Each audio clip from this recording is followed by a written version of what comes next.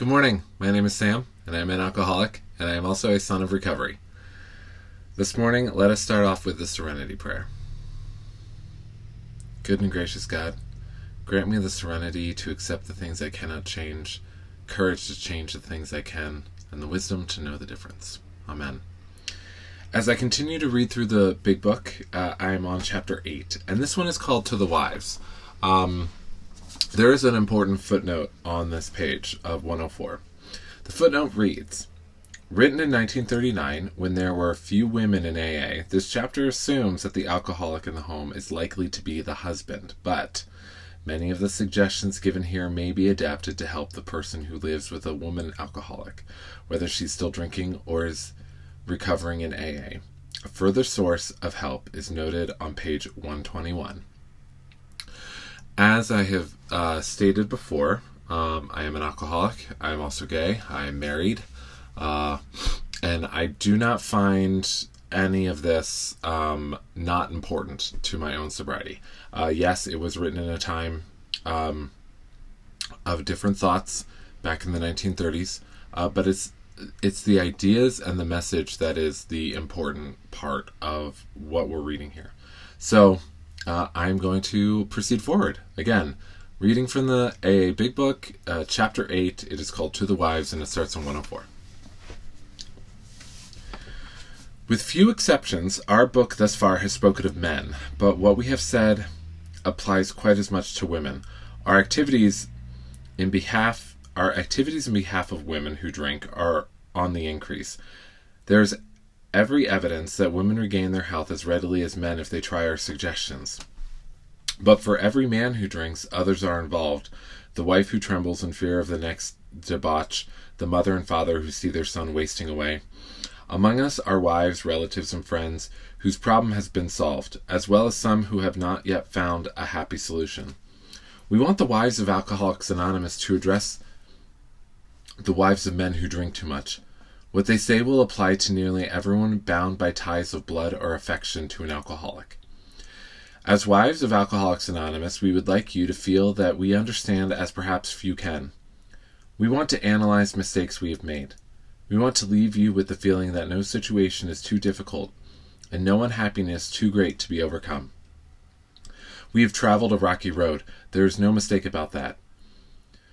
We've had long rendezvous with hurt, pride, frustration, self-pity, misunderstanding, and fear. These are not pleasant companions.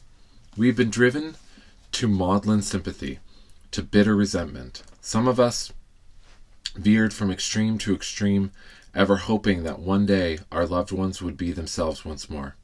Our loyalty and the desire that our husbands hold up their heads and be like other men have begotten all sorts of predicaments. We have been unselfish and self-sacrificing. We have told innumerable lies to protect our pride and our husbands' reputations. We have prayed, we have begged, we have been patient. We have struck out viciously. We have run away. We've been hysterical. We've been terror-stricken. We have sought sympathy. We have had retaliatory love affairs with other men. Our homes have been battlegrounds many an evening. In the morning, we have kissed and made up. Our friends have counseled chucking the men, and we have done so with finality, only to be back in a little while hoping, always hoping. Our men have sworn great solemn oaths that they were through drinking forever. We have believed them when no one else could or would. Then, in days, weeks, or months, a fresh outburst. We seldom had friends at our homes, never knowing how or when the men of the house would appear. We could make few social engagements. We came to live almost alone. When we were invited out, our husbands sneaked so many drinks that they spoiled the occasion. If, on the other hand, they took nothing, their self-pity made them killjoys. There was never financial security. Positions were always in jeopardy or gone. An armored car could not have brought the pay envelopes home. The checking account melted like snow in June. Sometimes there were other women. How heartbreaking was this discovery. How cruel to be told they understood our men as we did not. The bill collectors, the sheriffs, the angry taxi drivers, the policemen, the bums, the pals, and even the ladies they sometimes brought home. Our husbands thought we were so inhospitable. Joy killer, nag, wet blanket. That's what they said. Next day they would be themselves again and we would forgive and try to forget. We've tried to hold the love of our children for their father. We've told small tots that father was sick, which was much nearer the truth than we realized. They struck the children, kicked out door panels, smashed treasured crockery, and ripped the keys out of pianos. In the midst of such pandemonium, they may have rushed out threatening to live with the other woman forever. In desperation, we've even got tight ourselves. The drunk to end all drunks. The unexpected result was that our husbands seemed to like it. Perhaps at this point we got a divorce and took the children home to father and mother. Then we were severely criticized by our husband's parents for desertion. Usually, we did not leave. We stayed on and on. We finally sought employment ourselves as destitution faced us and our families. We began to ask medical advice as the sprees got closer together, the alarming physical and mental symptoms, the deepening pall of remorse, depression, and inferiority that settled down on our loved ones. These things terrified and distracted us. As animals on a treadmill, we have patiently and warily climbed, falling back in exhaustion after each futile effort to reach solid ground. Most of us have entered the final stage with its commitment to health resorts, sanitariums, hospitals, and jails. Sometimes there were screaming delirium and insanity. Death was often near. Under these conditions, we naturally made mistakes. Some of them rose out of ignorance of alcoholism. Sometimes we sensed dimly that we were dealing with sick men. Had we fully understood the nature of the alcoholic illness, we might have behaved differently. How could men who loved their wives and children be so unthinking, so callous, so cruel? There could be no love in such persons, we thought, and just as we were being convinced of their heartlessness, they would surprise us with fresh resolves and new attentions. For a while they would be their old sweet selves, only to dash the new structure of affection to pieces once more. Asked why they commenced to drink again, they would reply with some silly excuse or none. It was so baffling, so heartbreaking. Could we have been so mistaken in the men we married? When drinking, they were strangers. Sometimes they were so inaccessible that it seemed as though a great wall had been built around them. And even if they did not love their families, how could they be so blind about themselves? What had become of their judgment, their common sense, their willpower? Why could they not see that drink meant ruin to them? Why was it, when these dangers were pointed out, that they agreed and they got drunk again immediately?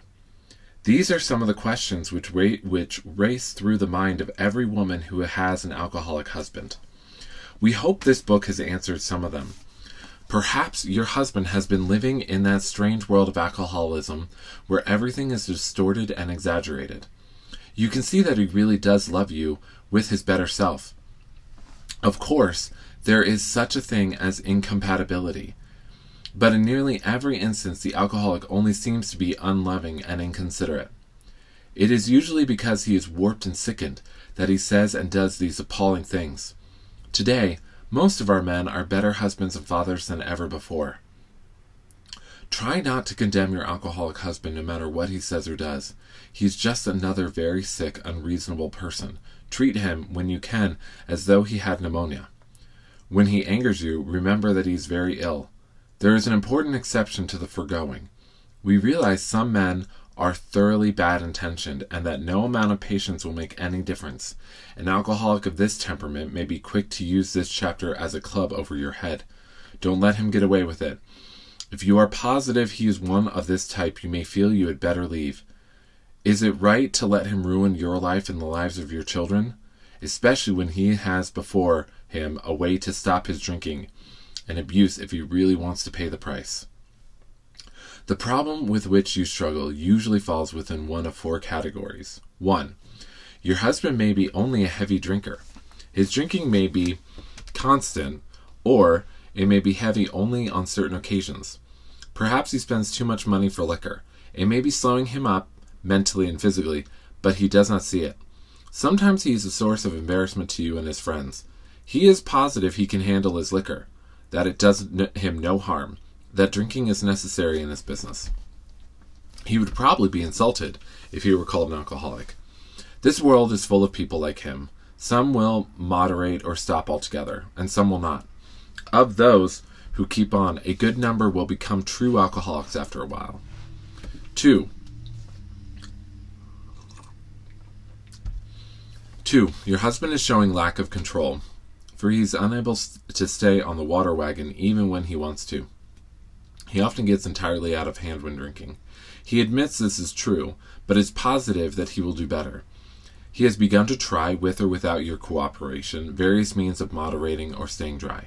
Maybe he's beginning to lose friends. His business may suffer somewhat. He's worried at times and is becoming aware that he cannot drink like other people. He sometimes drinks in the morning and through the day also to hold his nervousness in check. He is remorseful after serious drinking bouts and tells you he wants to stop. But when he gets over the spree, he begins to think once more how he can drink moderately next time. We think this person is in danger.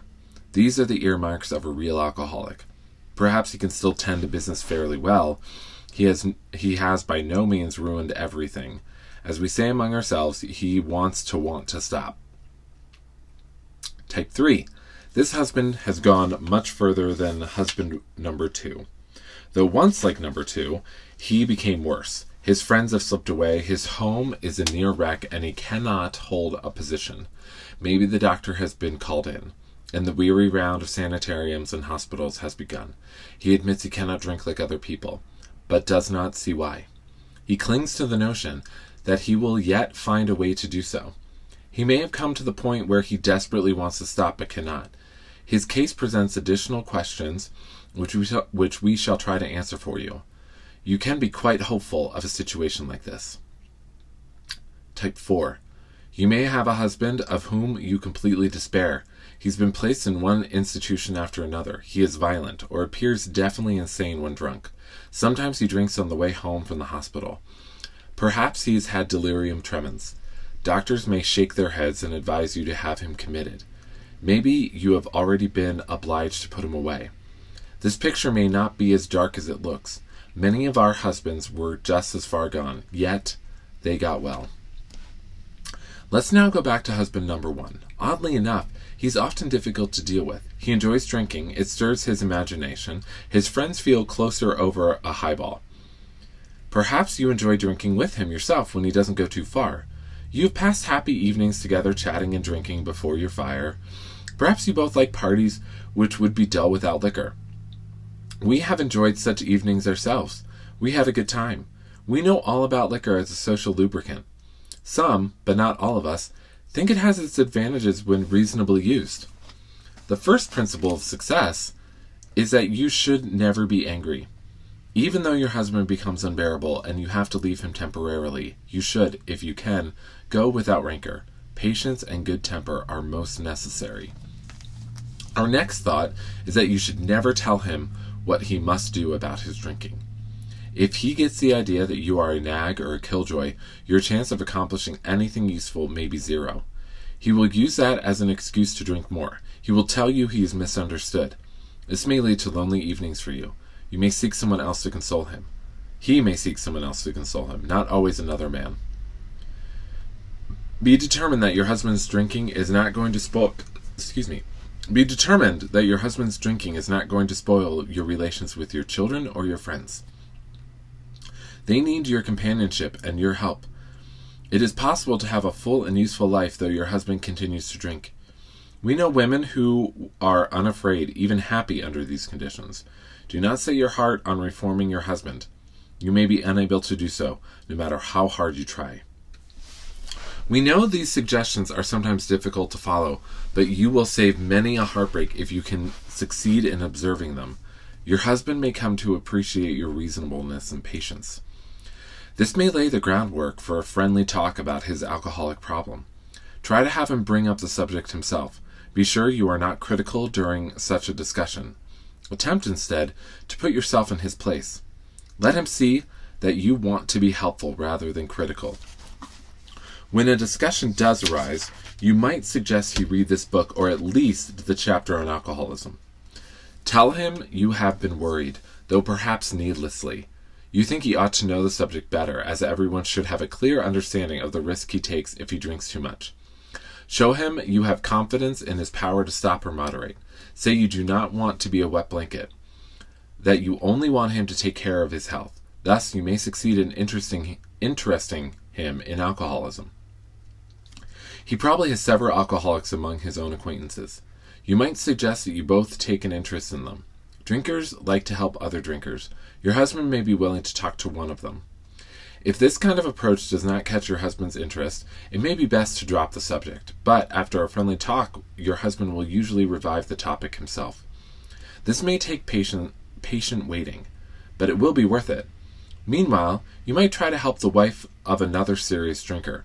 If you act upon these principles, your husband may stop or moderate.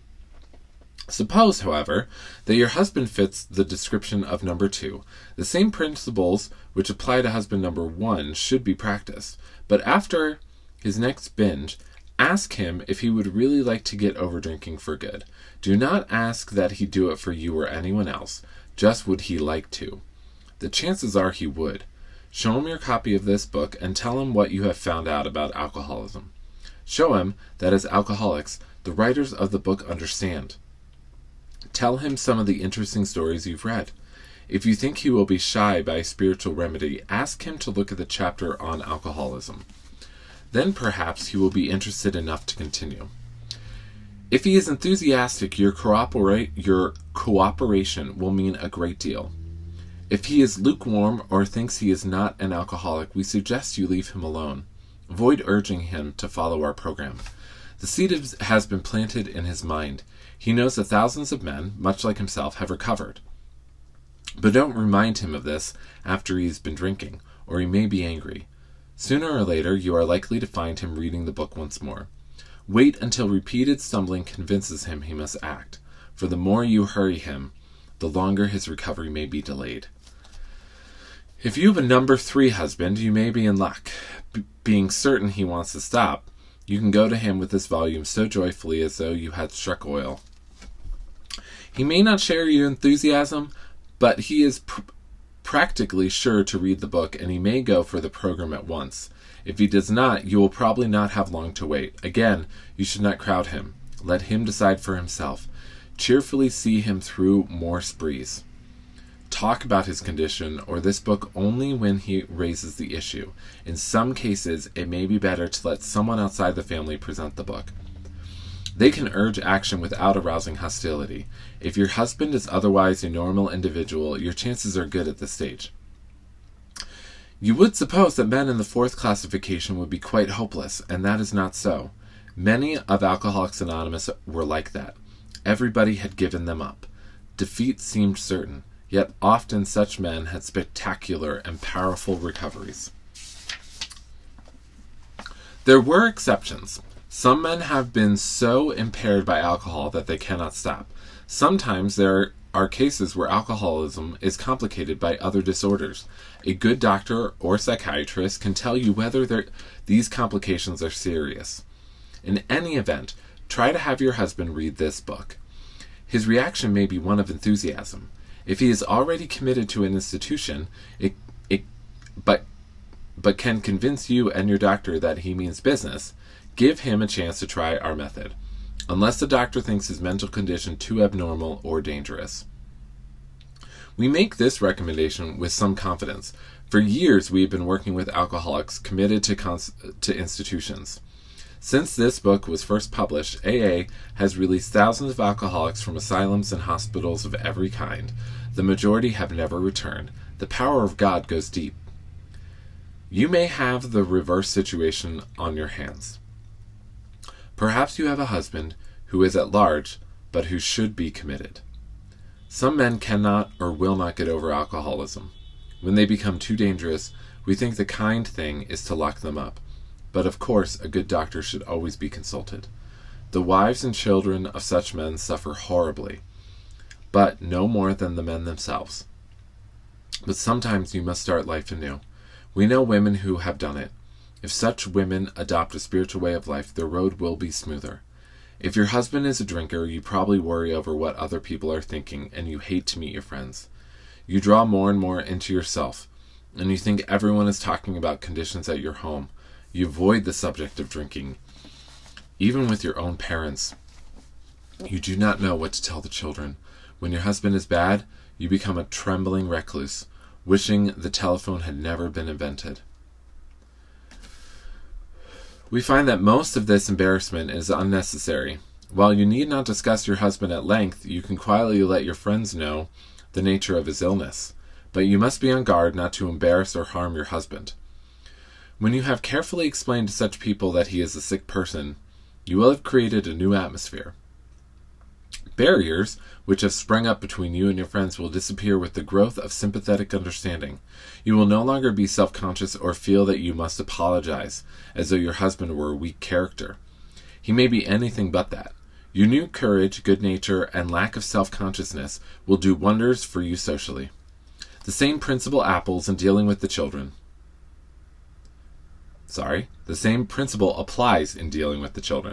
Unless they actually need protection from their father, it is best not to take sides in any argument he has with them while drinking. Use your energies to promote a better understanding all around. Then that terrible tension which grips the home of every problem drinker will be lessened. Frequently, you have felt obliged to tell your husband's employer and his friends that he is sick, when as a matter of fact he was tight. Avoid answering these inquiries as much as you can. Whenever possible, let your husband explain. Your desire to protect him should not cause you to lie to people when they have a right to know where he is and what he is doing. Discuss this with him when he is sober and in good spirits. Ask him what you should do if he places you in such a position again, but be careful not to be resentful about the last time he did so. There is another paralyzing fear. You may be afraid your husband will lose his position. You are thinking of the disgrace and hard times which will befall you and the children. This experience may come to you, or you may already have had it several times. Should it happen again, regard it in a different light. Maybe it will prove a blessing. It may convince your husband he wants to stop drinking forever. And now you know that he can stop if he will. Time after time, this apparent calamity has been a boon to us, for it opened up a path which led to the discovery of God. We have elsewhere remarked how much better life is when lived on a spiritual plane. If God can solve the age-old riddle of alcoholism, he can solve your problems too. We wives found that, like everybody else, we were afflicted with pride, self-pity, vanity, and all the things which go to make up the self-centered person, and we were not above selfishness or dishonesty. As our husbands began to apply spiritual principles in their lives, we began to see the desirability of doing so too. At first, some of us did not believe we needed this help. We thought, on the whole, we were pretty good women capable of being nicer if our husbands stopped drinking. But it was a silly idea that we were too good to need God. Now we try to put spiritual principles to work in every department of our lives. When we do that, we find it solves our problems too. The ensuing lack of fear, worry, and hurt feelings is a wonderful thing. We urge you to try our program, for nothing will be so helpful to your husband as a radically changed attitude toward him, which God will show you how to have. Go along with your husband if you possibly can. If you and your husband find a solution for the pressing problem of drink, you are, of course, going to be very happy. But all problems will not be solved at once. Seed has started to sprout in a new soil, but growth has only begun. In spite of your newfound happiness, there will be ups and downs. Many of the old problems will still be with you. This is as it should be.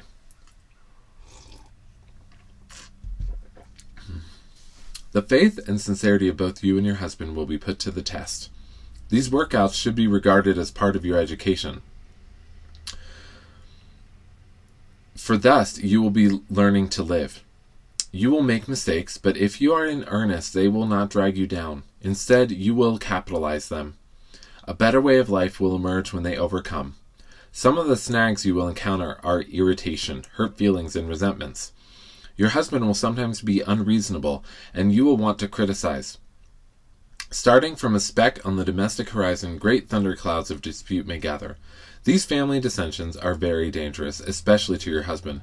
Often you must carry the burden of avoiding them or keeping them under control. Never forget that resentment is a deadly hazard to an alcoholic.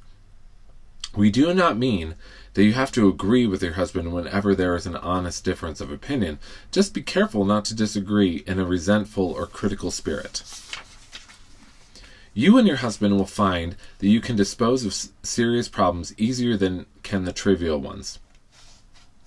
Next time you and he have a heated discussion, no matter what the subject, it should be the privilege of either to smile and say, "This is getting serious. I'm sorry to get so disturbed.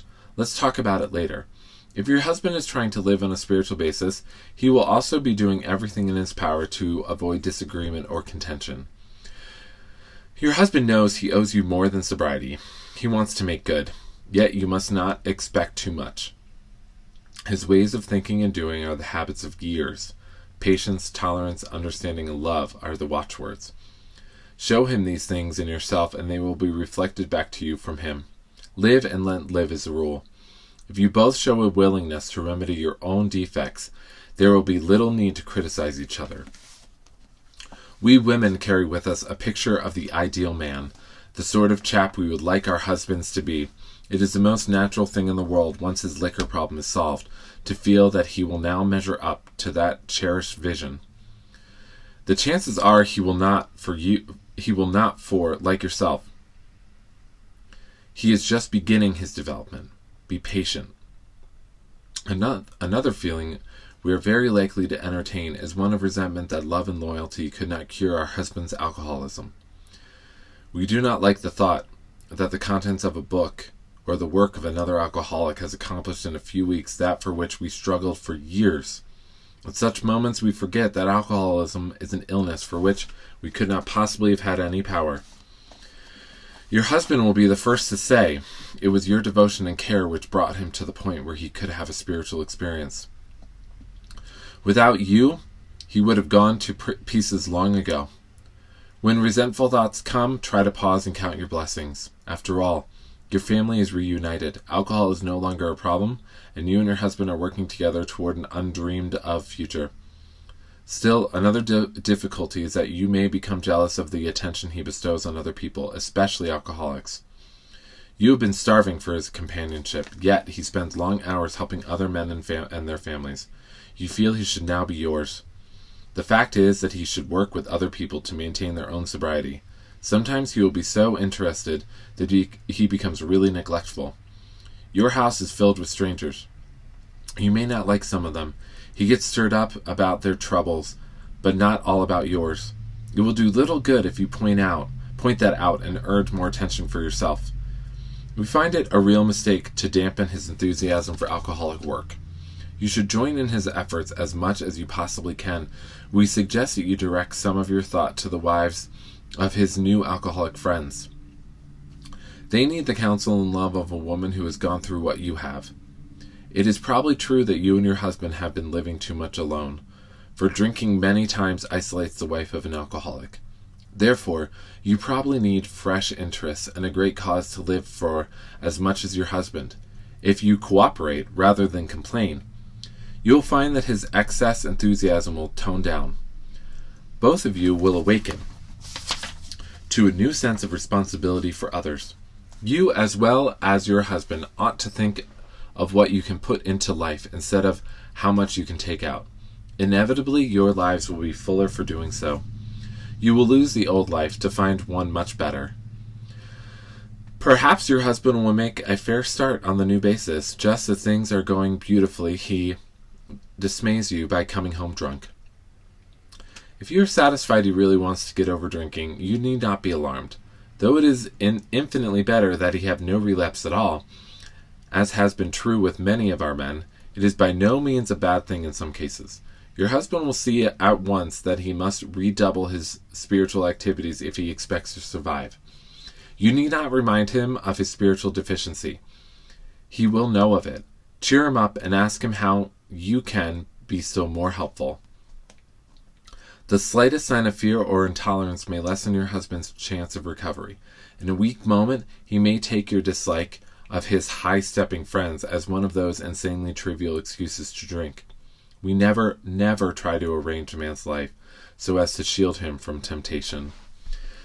The slightest disposition on your part to guide his appointments or his affairs so he will not be tempted will be noticed. Make him feel absolutely free to come and go as he likes. This is important. If he gets drunk, don't blame yourself.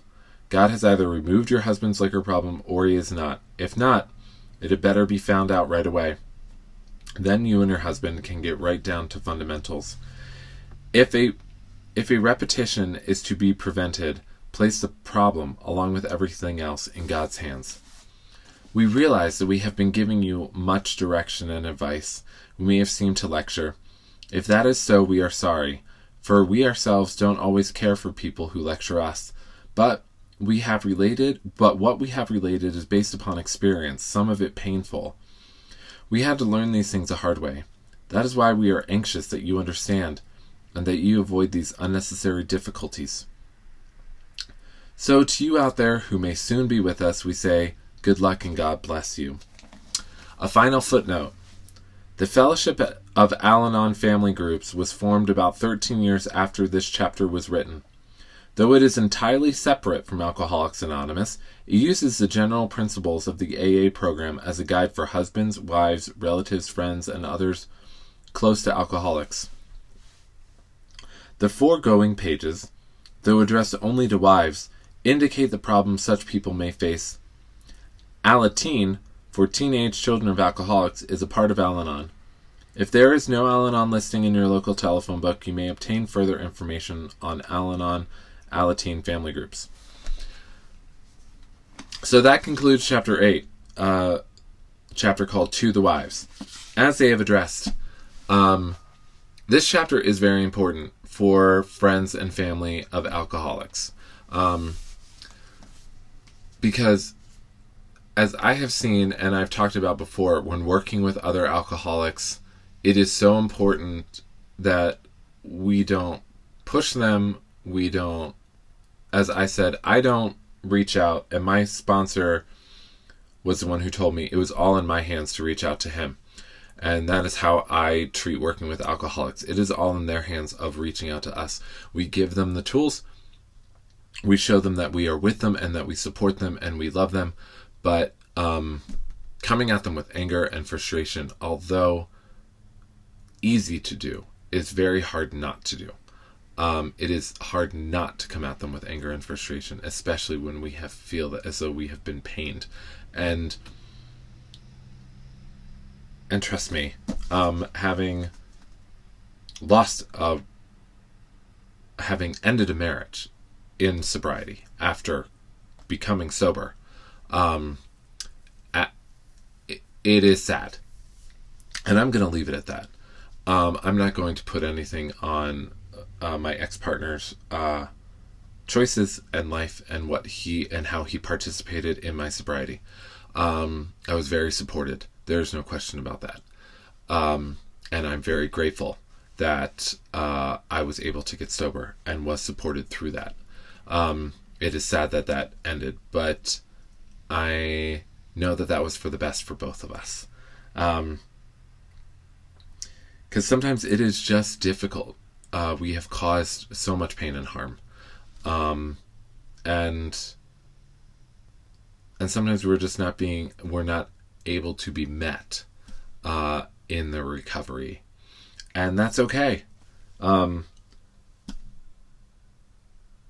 So again, this is a wonderful chapter. Even though it says to the wives, really, now it really should just say to the friends and family. And key points here is openness. Friends and family should be open with each other about someone's drinking, and there should be no shame in the openness of that, but being sensitive to the person who is the drinker.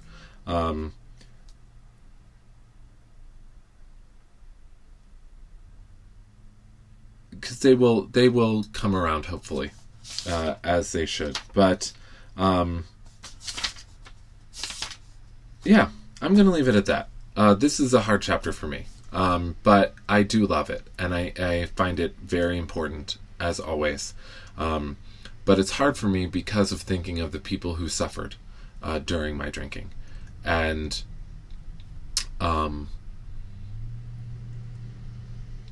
how they did encourage me and love me through all of it. So I'm going to leave you with that. Please leave any questions, thoughts, ideas Again, my name is Sam. I am an alcoholic, and I hope you have a blessed day. Peace, love, and coffee.